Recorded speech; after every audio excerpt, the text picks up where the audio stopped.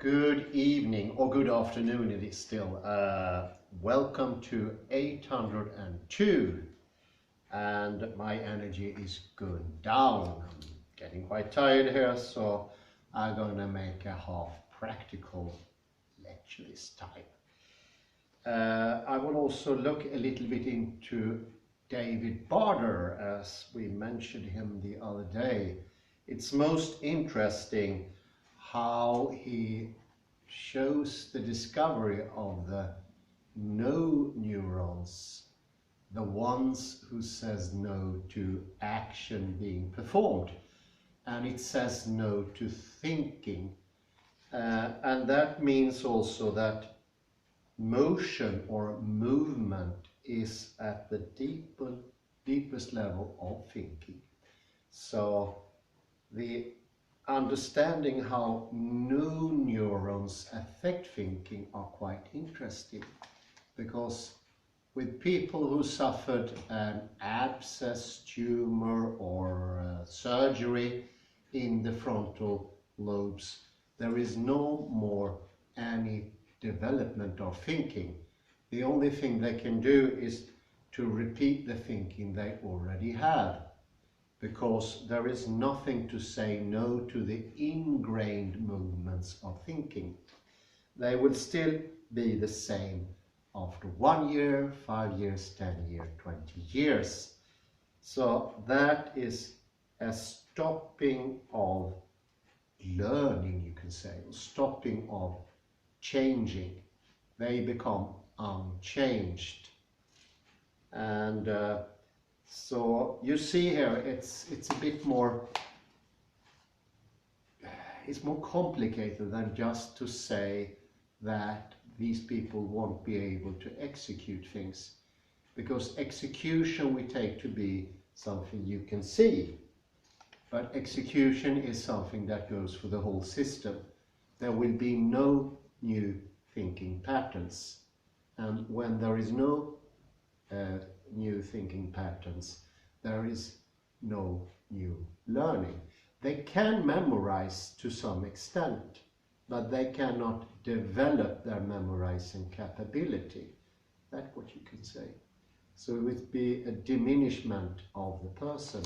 And of course this makes it even stronger, the criticism we have today against, for instance, those rather hard methods of surgery when you do the frontal lobotomy of a person who suffer from psychosis or deranged behavior. Actually, I found out this is still done even today in very severe cases. And it seems to do the trick, but the discoveries from neurology shows that it comes at an incredibly high price. Although the medical science don't really care about thinking, well, until recently we haven't. It's the artificial intelligence sector that's knocking on the door, and also the cognitive sciences. But until then, there was no notice about the idea of an intellectual development. That was something uninteresting. They were pretty good to see that the person didn't behave in a deranged manner anymore, or didn't suffer any psychosis. But whereas the person was still a person, there was something completely different.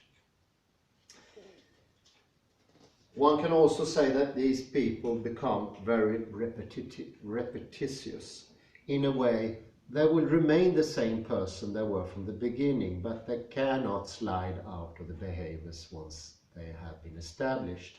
And all the behaviors that were established before the injury or the disease will stay. There's no changing in the direction of behavior, and that's the important thing. And that goes hand in hand, actually, when we talk about physical change, like physical change in movement. It has very little to do with anything physical in the material sense. It has all to do what happens in the mind. And if we want to understand what movement is, we need to look at the mind actually, oddly enough. So you can see David Barder is changing everything. It's really turning the table. And it, of course, becomes clearer how this can add to the understanding of the Alexander technique. I mentioned earlier that Alexander himself never thought that he made himself understood. And most people, except for the very most fanatical people, don't think that it makes much sense when it comes to the details of, for instance, conscious control of the individual, one of his major works according to himself. Now, this can actually make sense. And I call this lecture Correct Working of the Mind. And it starts in the mind.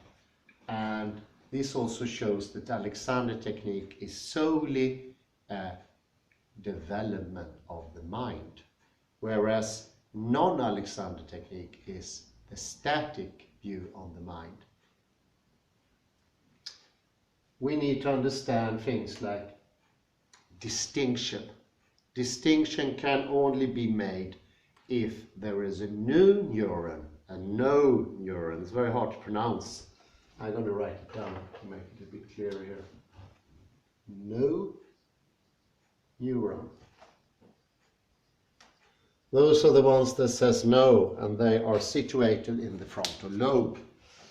I will call this NNs at time to make it a little less difficult for me as a Swedish speaker to pronounce those terrible little things, no neurons. They are the ones that we need to control, and they are the ones that we need to develop. Otherwise, the same thought patterns will recur again and again and again to the same external stimuli, but today I'm talking about the internal stimuli. What do we think? The direction of the thinking. If we don't control the no neurons, our thinking will go in the same rut again and again and again. And slowly I'm starting to understand that these new explorations within neurology is going to change the educational system completely. Because without knowing this, we always thought about the representational model. And if we take the representational model, we won't learn anything. We will just repeat the same thing over and over and over again. And the only thing we can do in the end is rename things or say that these things are new. And I'm not going to write this divide, prioritize and marginalize. It's an effect of the gesture I mentioned. Nothing happens really. Actually, the only thing is you establish the old to be something new by renaming it. It's a very well-known movement. Kalle, you asked about that. It's from dissemination. Dissemination is the book of Derrida where he shows renaming is at the core of Western intellectual life. There is nothing really happening thinking-wise. We cannot have clarity or exactness if the no neurons are not active. They need to say no so clarity can evolve. Clarity is when you really note that action, that thinking process is not correct, and you say no to that action for the correct thinking process to come. And that's very, very important. It's a little bit similar to peeling potatoes. That was the best metaphor I can come for that. When you peel potatoes, there's no use to say exactness or distinctness or analyze or reflect. What you need to do at every turn of the potato, you need to take the peel off, and it's going to be differently situated for every turn of the potato. And you need to take the roots off as well. So it's different every way. And this difference in reality is obvious. the reality is not the same. And therefore, thinking cannot be the same as well. So you see, it goes hand in hand to think that there's one world, because you don't have the ability to differentiate or make distinction, or not having exactness. Then you just say there is one world. You sort of gather all the objects in the whole world and you say it's the same. So, and that comes actually from the process of repeating, when you don't have control of the new neurons. And you're doing the same thing every day, every movement, and of course you will have the same world. And in the end, this same world will turn into an external world. So that's a creation of not being able to think. Not having the new neurons in your hand and guiding them. Otherwise, you will always react in the same way. Almost like a Pavlovian dog. Pavlov shows that dogs that gets conditioned to hear a clock tingle at the same time they get food, they will react in the end with only the tingling of the bell and do not need the food anymore. This is what we are doing. We are not interacting with the world anymore, and the conditions, reactions, they go by themselves without their having to notice anything about the world. It's a little bit like cutting off your connection to the world little by little. For every time you reinforce the rut, less and less of the world comes to you. And of course you see now how this has something to do with learning as well, and pedagogy and educational system and all that.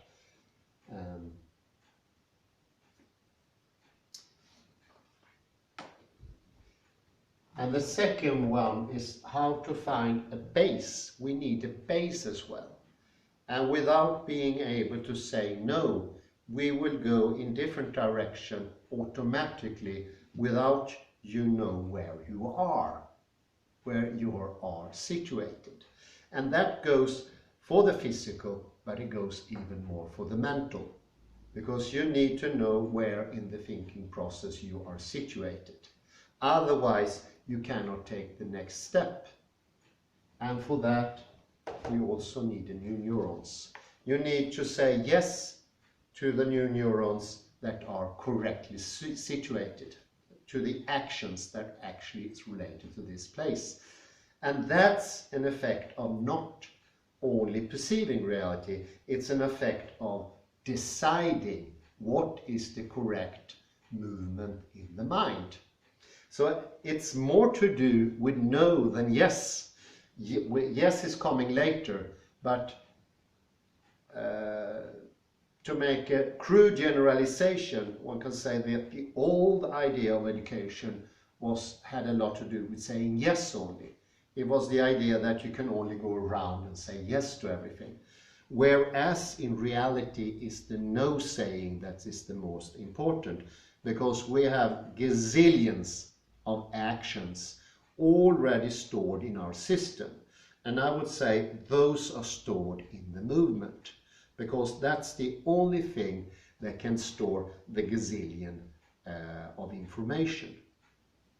It has to do with fractality. Only a movement can store all the things. The brain is not sufficient to hold that load. This is something we're learning from AI and those moving machines of Robert Pfeiffer from Switzerland. Apparently he's only one by many who's doing the same thing. There is a Japanese guy, I think his name was Takanomi, and he's doing things that are even more complicated. So it's only the movement that can store this information, wealth. It's just incredible. And of all this we need to make a choice. And that's the effect of the new neurons. And us controlling it means that we are thinking. And us not controlling it, it means that we are not thinking. we are then unconscious.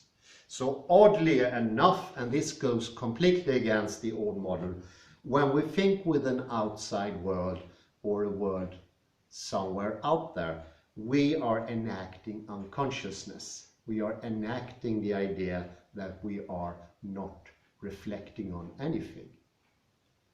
We are not taking anything in, so to speak. And all of a sudden, the whole process of perception becomes something we need to be activated into, not something that we can do passively. And I'm not going to mention here that we talked about that a lot before. You already know that. But it's interesting how it comes to the details here when it comes to the actual things of our biology. So a change of movement is the thing we're looking for, and that will lead us out of the ruts, and it will become non-repetitive. And this is how understanding works. What it is to understand is about choosing the right movement among a gazillion of them. Movements, somewhere we learn to control them, and we say that movement should be here. And a movement can also be a base, because even a base is a movement. Even something that is permanent, that we don't think is a movement, need to be a movement. There is no stillness in this. And you see, once again, this is an indirect criticism of the stability system that we had before. And of course, the representational system is a stability system.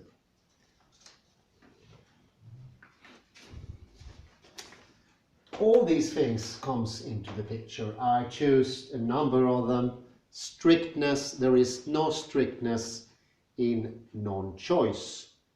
If we don't understand how the new neurons work, we cannot have any strictness. It's sloppiness all over the place. We don't have any lenience either. We can't be open to new things, new experiences, or new thinking. It's a very hard thinking. The repetition makes us tense, because we try to deflect every sort of movement. We can't do that, but what we do instead, we tense ourselves mentally, and that mental tension is the physical tension as well. They are not different, because everything is the same in the movement. That's another weird and odd feature of the insights that comes from neurology now. And it has a lot to do with learning. It has a lot to do with what it is to learn. So we need to figure out what it is to learn, because apparently the old model cannot give learning, because it only repeats what we already have. And that is also going to be different from each person. So it leads to subjectivity, the whole thing. So David Barder is a bit of a revolutionary, and I'm really meaning a true revolutionary, not the ones that just turn the table on everything, and like the French revolutionary, or Karl Marx for that matter as well, who just turn everything upside down. That is no change. This could actually lead to a massive, incredible change of all humanity. This also has pertinence to what it is to take in something, to learn about the environment. And to learn about the environment, you really need to say no. You need to choose in between the gazillions of action. I'll repeat it once more, but it is important to learn this. We already have all the actions we need, and yet more. It's so many actions. You can see how the old model actually tricks you into the belief that you are reacting to the environment, because you're not aware of all these actions you already have. And there you think you are interacting with the environment because you do things. And now I think it becomes clearer for you how they could do the mistake of thinking that people suffered frontal lobotomy or tumors in the frontal lobes, or not having frontal lobe, like Mrs. Primrose, or Mrs. Penfield, that was her name. She was lacking everything here in the frontal lobes. They were completely removed, and they thought her to be completely normal. That trickery comes from we are just passively reacting to what's around us. It's not an active reaction. And the whole difference lies in this active or reactive. And once we're just being reactive, we are also tensed. This is the explanation for why we do have tension in the body. We need to have tension in the body, trying to uphold a steady state, a steady world out there that we're just reacting to. And I've also been thinking here that fear is a component here, because you don't have any control of what's happening, because the stimuli comes to you and you just simply react, because you have no ability to stop your action. So for every different stimuli, you can't tell the difference anymore. And it's a little bit like walking into a park and you can't tell the difference between pieces of tubes or something like that, or poisonous snakes. That makes you afraid. And I think deep inside of us, we know that we don't have any control anymore. We don't have control over the most important mechanism. And this is also suggested by the research into post-operation patients when it comes to frontal lobotomy. They seem scared. The whole bodily system knows it doesn't have any control anymore, only as long as the stimuli is rather limited. And this is one of the reasons these people get institutionalized. They usually stay in institutions. If they're young, they stay by the family. And if they're alone, they usually do their own ruts. They don't go around traveling, starting businesses or anything like that. That's incredibly seldom, if it ever happens. So your inability to do anything in the world and react in a way that's appropriate is going to make you scared, because you know deep inside of you, you don't have any control of what actions your body is going to react with, because you don't have control of the new ones, the new neurons. So I call that to take in something is happening in the environment. For instance, here it could be a fire that's loose or something like that, and I won't be able to react in an appropriate manner, because I won't be able to tell which action should be taken. And I'm talking not only about perceivable action. We need to give that idea a rest. This is thinking action that might turn out to be physical, but doesn't have to in some cases. So I'm just talking about the thinking procedure. We're just within the thinking world. And this is what happens in modern day. I think the disaster in Estonia was very telling, where people just rushed about, they filled the staircases and they drowned each other. This is modern man. We are scared because we know we don't have any control whatsoever. It's just an incredible implication of what David Barder has found out. And neurology is big, because what he's exposing or putting in his book is the front of a neurology. Not only him, of course, it's loads of people. So this is going to change what it is to take in something, how it is to digest something. I experience something new.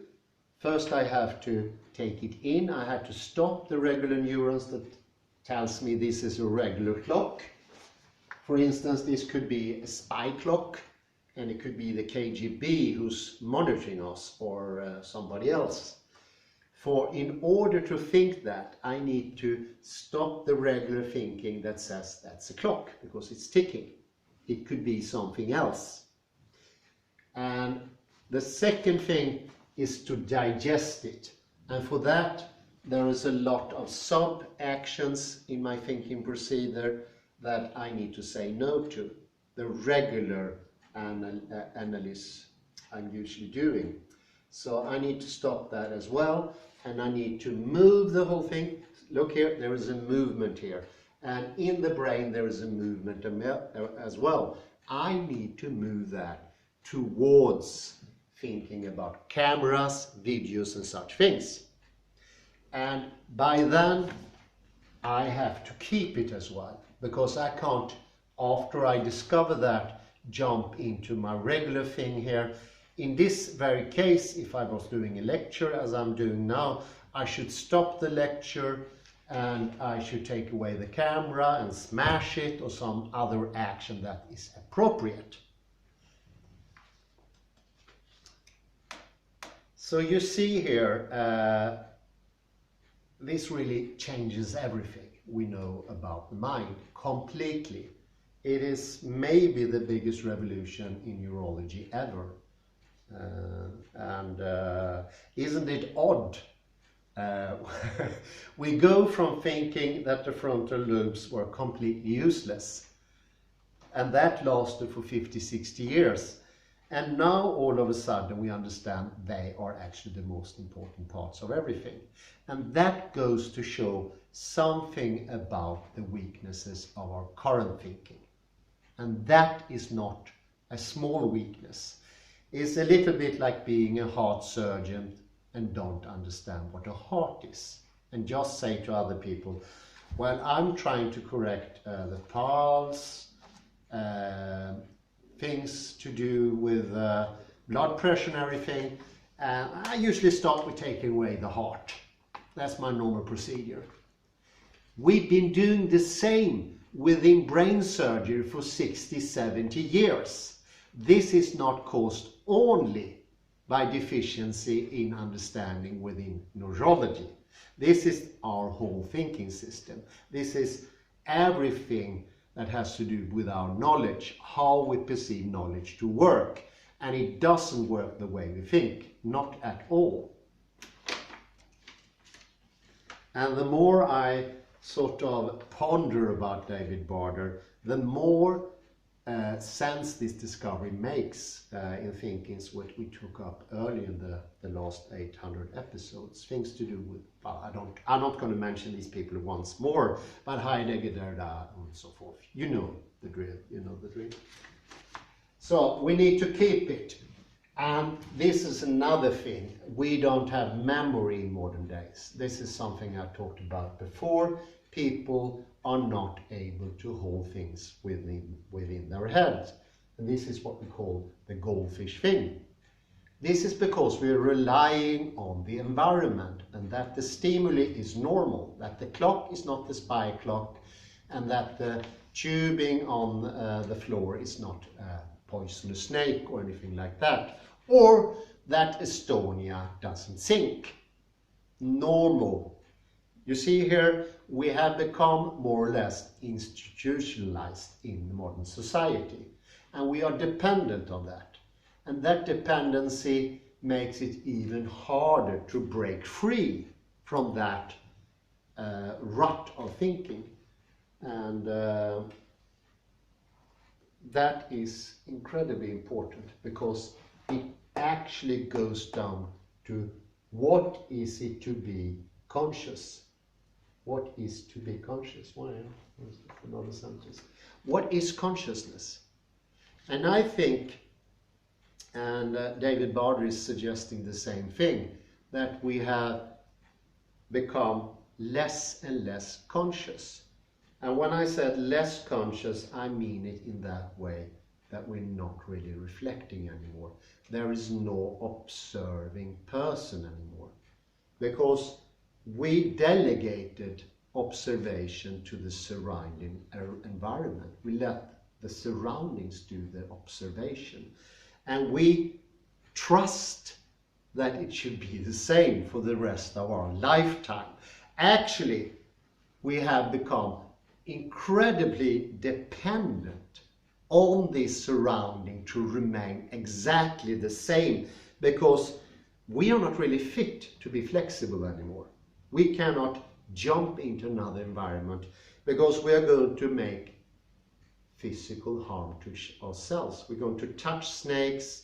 We are going to put our hands in things we don't do. And trust me, I've done the same thing. Let me give you a brief example what I did myself once. I was transported to another environment. I was living for a while in India, and I didn't take in certain differences between India and Europe. And one thing they have in India are ditches, loads of them everywhere. And I came there in the dry season. So my system was too in a rut, for too repetitious to understand. For all this vegetation to be everywhere, they have to come a lot of rain, because that rain needs to support 3 or 4 months of complete dryness. And it was lush everywhere, not a single drop to be seen. You see here how I'm not thinking. And to sort of receive all this rain, you will understand that it will be immense. It's just incredible. The sheer amount of water is enough to drown towns, and it just comes down like this. And to be able to take in all that water, ditches needs to be much deeper than they are in Europe. Incredibly much deeper, because they need to take water that are like a small river. Even for a small road, they need to take for 2 months or a month and a half while the monsoon is lasting. It needs to take rain that's just incredible, and therefore they are incredibly deep. My system didn't know that. And when I say my system, my bodily system and mind system are exactly the same thing in David Barter. Everything is down to movement. I didn't know that, and in a special occasion when I was haggling for a taxi drive into the town, the prices went lower and lower, and I was approached by 4 or 5 taxi drivers who sort of came closer to me to offer lower prices for the taxi drive to town. What I did was backing, and I had no idea I was backing closer and closer to the ditch. No Indians does that. Not a single one. I later noticed they never even walk close to those ditches. They're very careful. And that even goes for small children, like toddlers. They don't walk close to them, for a very good reason. They're immensely deep. And I walked right into it, and I cut my leg horribly, very deep, just on cement, because there was nothing stopping my leg from coming down. There was another 2 meters down, or 1.5 meters. And when I took my leg up again, it was flushing with blood all over the place. And that goes to show I did not use my new neurons. I used the old system I already had in Europe, and it didn't work in the new environment. Now I'm talking about physical things, but translate that into purely mental things, because that's the whole area. And then you directly understand, for everything that's new, that you should take in, something new you should learn, you will going into the same ruts. And the educational system is not aware of that. That means that the same ideas you had when you were very little will be enforced more and more and more until you understand how to stop neural activity. And stopping neural activity is actually a movement. It's a movement to stop, because everything in this system is movement. And here, physical movement and mental movement is zero difference. It cannot be any difference. The system doesn't allow for any difference. And we already mentioned here, that is a made procedure with this magic finger and Darren Brown or some other magician doing a division that is completely unlawful and doesn't have anything to do with reality. Now, with David Barder, we got proof also from neurology. We got another ally all of a sudden here. So now we start to understand a little bit what is, from a neurological perspective or a movement perspective, what is logocentrism? What is this fixation with the now and presence? What is this the whole idea about an outside world that flies around? What is all these ideas about a perspective from nowhere that Thomas Nagel wrote about? Where are all these things coming from? Well, now all of a sudden we manage in this 800 series to make a fantastic connection to neurology and dead hard science. Isn't that fantastic? Well, let's do some experiments here. We put a little break here, and when I return, my dear colleague Kalle will be put on the chair, and we're going to look a little bit deeper into what is movement and why movement is mainly or 100% intellectual. Be back in a sec. So this lends itself to demonstration, and I will ask Kalle here just to sit down directly. Just take a seat without any hesitation. Just sit. And there we go. Yes. And we are now going to delve into the idea that there is a difference between mind and body somehow. And we're going to compare that to the perspective of David Barder, who shows that there is no difference between mind and body, but there are differences within the body that we have been ignoring. We have two very distinct areas, and because of the division we make in Western society between mind and body, we do not do the distinctions we need to do. They are completely ignored, and we get a very blurred thinking. We get sloppy thinking, and the sloppy thinking is also sloppy movement. And this is one way of approaching the thing, as I was suggesting now to myself. And that is, we can also start from what I need to put these fingers there, usually called bodily side. And the reason for that is not the body is easy to handle, but the body we can see things, whereas we are not used to controlling our thinking, and most Westerners can't even see their own thinking. They don't perceive their thinking because we do not control our thinking. But the body, what we call a body, that is actually something we can see. And Kalle can also, so to speak, indirectly see his body through his sensory system, and eventually he will feel the effects of different thinking.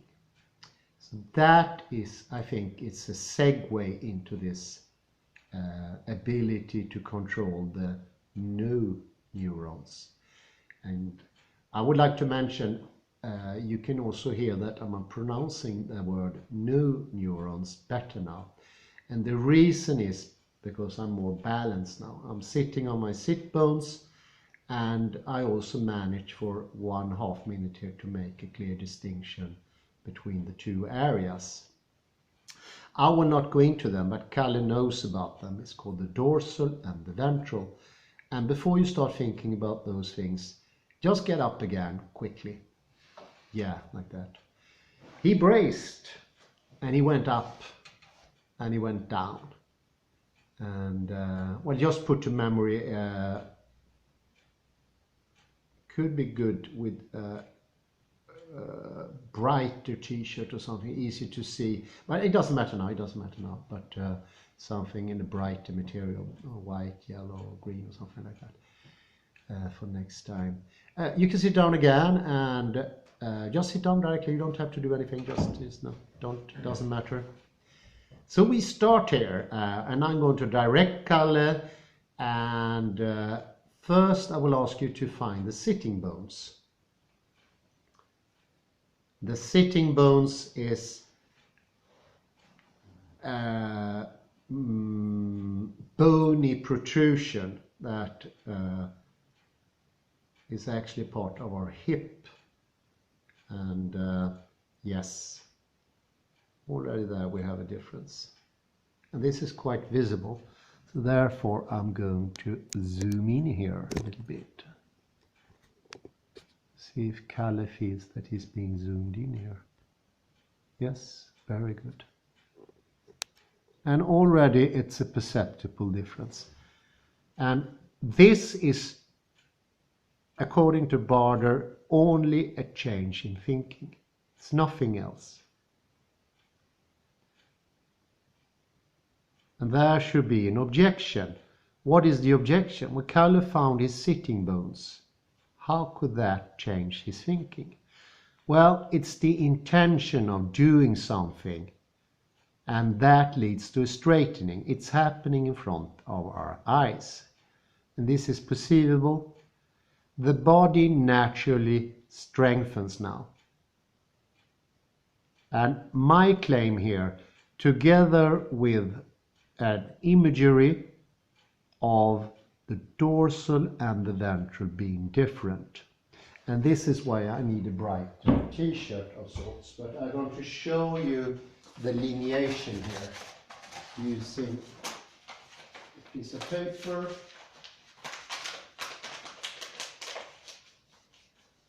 Now first I'm going to do it from the side.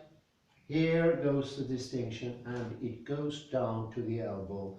It goes out here, and it goes in between the fingers, and it separates the body into areas, ventral and dorsal.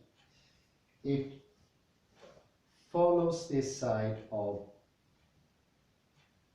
the firm body, goes down here, and there it changes direction.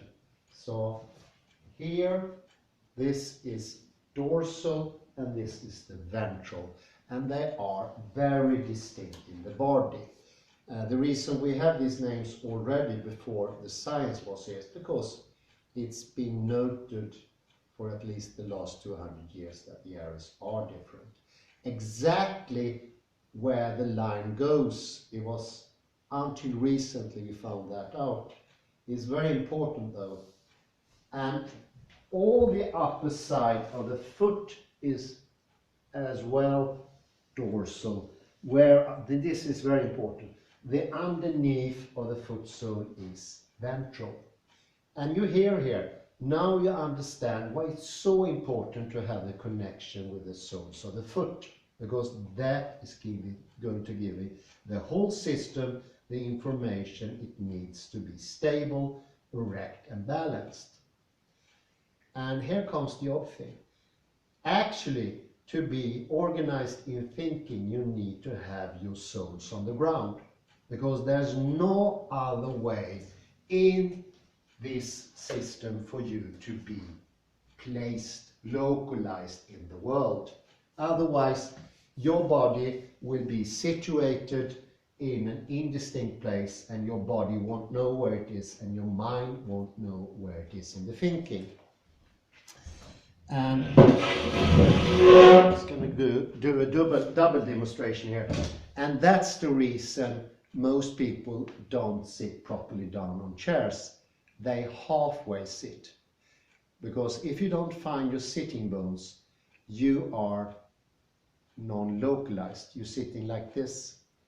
And This is the normal way of sitting. This is the most common way of sitting. And that means that the body doesn't know and the mind doesn't know where it is. It doesn't know it's sitting on a chair. And therefore you don't know where in your thinking process you are as well. That's the second thing. And in Alexander technique, this has been called sitting while standing, because my body is on the way up while I'm sitting. And people usually sit for this for hours, with the body still being in the direction of wanting to go up. What you need to do on the chair is really to sit down. And this is what I meant with the intention Kalle gave to himself, because he's telling both the mental system and the physical system where it is. And I would say the most important here is actually intellectually understand where you are in the thinking. And that also goes for what we can observe. I can see, and you who are looking at the video can also see, that there is a greater stability now. There's a huge difference. Now I want you to stand up and face in the camera, just so I can show the areas in front of you and back of you, just for the knowledge of it. You can let your arms fall, and here we have ventral surface, and here it changes. It goes down in the hip. I'm not going to show exactly where it goes, but just for knowledge, it goes down, and this area becomes ventral. Whereas this front part is dorsal. And that's distinct in every living animal, every form of life in this on Earth. No exception at all. So that distinction is excruciatingly important, because otherwise we cannot control movement and we cannot control thinking, and we become something very close to an amoeba. We just react to the environment. And we think we are complicated, and the reason we think we are, we think our reactions are complicated and apt, that we can choose our reactions. That illusion is caused by the very complicated world we're living in, but all those things the body, mind system learns almost immediately. After a couple of years, you know everything about the modern world, and you can walk around completely unconscious. You don't need any consciousness for that. And that can easily be proven with the lobotomized patients, who can walk around, do anything, as long as it's fairly limited. That's a scary thought, that modern man is completely unconscious. And the complication we think, what we think is our thinking life, our intellectual life, is actually localized outside ourselves in the complexity of modern world. And as is hinted in the book by David Barder, it could be that even while reading a complex book, we are simply reacting. And I think that is one of the reasons Derrida dwelled into modern literature and tried to see that the author becomes unconscious. He's just making mechanical polarization, because that is what the division is in the text. It's mechanical, it's repetitive, mechanical, unconscious, unwilling, all those things. Now we turn Kalle a little bit here, excuse me. Well, let's look at the back. The back is dorsal, and the dorsal part is the same as a tortoise, or the upside of a fish, the upside of a giraffe, zebra, and all those animals. So this part is actually the same as most quadruped, but when it comes to the hip, it goes over to the other side. So it's the front of the legs that are dorsal. And here is the non-ticklish part, and here is the ticklish part. And you can try for yourself to sense the difference, because it's a very big difference. It's a different, it's like more reaction here on We have softer skins, the neurons here are slightly different as well, and it goes to another system. So you see more and more why the division is very important. But it has also to do with how we move. And we can look at that now. Go back to the chair and just briefly find your sitting bones. I don't think it would be a problem to find them quickly. There you go, very good. Well, you see, he directly went into sitting on the sitting bones. And can you feel them, Kalle? Just nod. Yes. Just nod. And get up. Wow, there's a huge difference. So you see, it doesn't take much. I show the ventral and the dorsal, and Kalle already knows about the ventral and the dorsal, but the change was massive. He went up like one piece. He went up like that one piece that we think the body is, but it will never be that as long as we make the division in the wrong place. Making the division between mind and body is completely wrong. It's a completely arbitrary division that has nothing to do with the living real world. Whereas the division that needs to be made is between dorsal and ventral. That is the quintessential idea of the present lecture. And that in context, together with David Barder, makes a really massive thing, most interesting development in the whole thing. And I say thank you very much. It's looking good over there, Kalle. And thank you, listeners, for having the patience. Good afternoon and goodbye.